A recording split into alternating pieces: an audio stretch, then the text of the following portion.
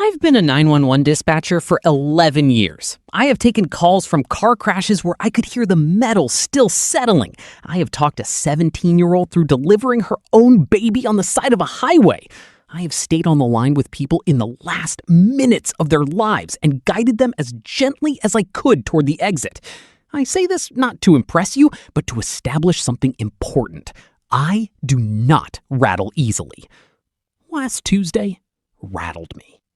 It started at 2:09 a.m., which is the quietest hour. Not silent. There's no silent in this job, but quieter. My colleague Britta was on the other end of the room working a fender bender on Route 9. The overnight supervisor, Dale, was in the break room. It was just me and the low hum of the monitors. The call came in on line 4. The first strange thing, our system flags caller ID automatically. Name, number, address, prior call history, it populates in about 2 seconds. Every call. Line 4 showed nothing. Not unknown, not blocked, not a string of zeros, nothing. A blank field where the number should be. Like the call was coming from somewhere our system didn't have a category for. I've worked here 11 years. I had never seen a blank field. I answered anyway. That's the job.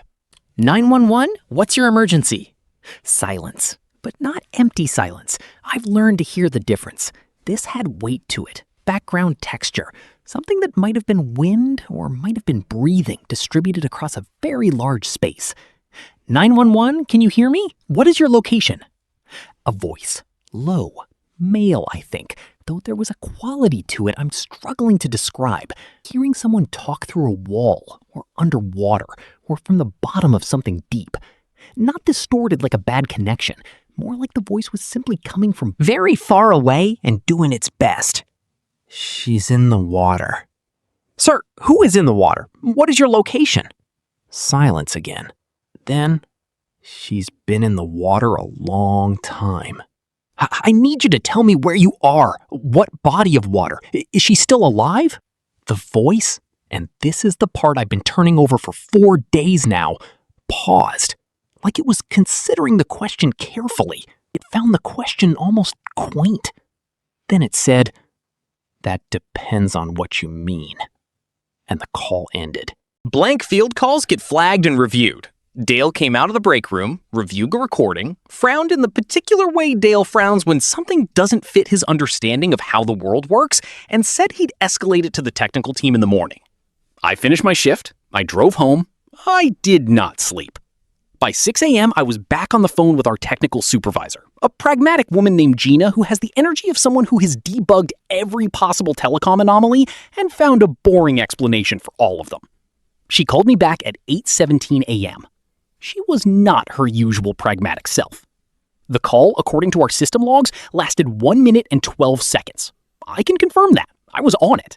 But according to the telecom carrier trace Gina ran, the call did not exist. No origin point, no routing data, no tower ping. As far as every piece of infrastructure that should have handled that call was concerned, Line 4 was idle from 1:58 a.m. to 2:44 a.m. Gina said, and I am quoting her directly, "That's not a technical glitch. A glitch gives you garbage data. This gave you nothing. You can't call someone from nothing. I want to tell you I let it go there." I didn't. I have a friend, I'll call him Ray, who works for the county records office. I called him that afternoon. I told him I'd taken a call about a woman in a body of water, and I didn't have a location. But I wanted to know, in the last 10 years, how many open missing persons cases in our county involved water? He called back in an hour. 14.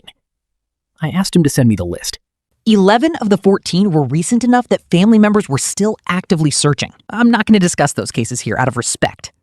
3 were old. 1 was from 1987. A woman named Margaret, 34, who went missing from a lakeside camping trip. Never found, case open. 1 was from 1993. A woman named Donna, 28, fell from a kayak on the reservoir, according to witnesses. Body never recovered. And 1 was from 1971. Her name was Ruth.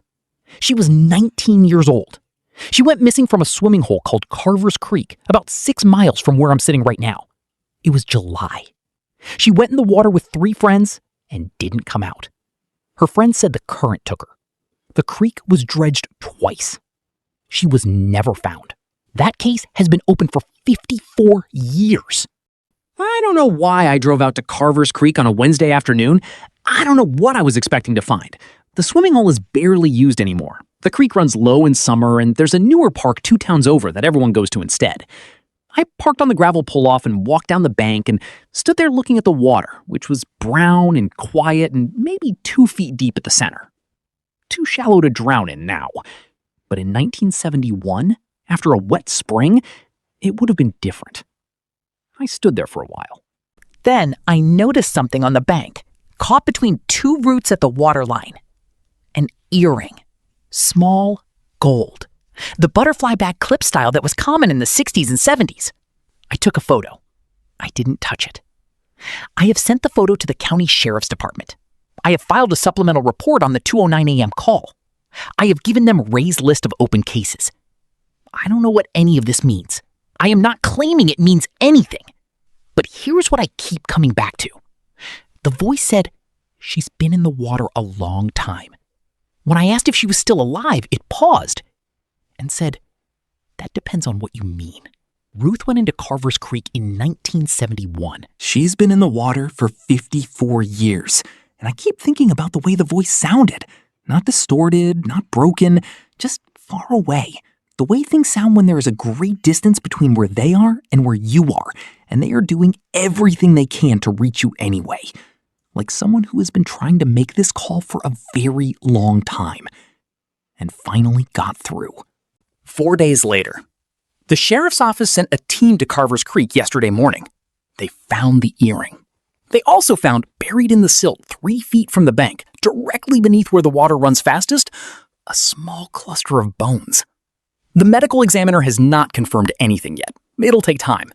But the lead detective called me this afternoon. He said the bones appear to be consistent with a young female. And he said something else, quietly, almost like he didn't want to say it out loud. The earring matches the description in Ruth's 1971 missing persons file. Her mother had filed a detailed report.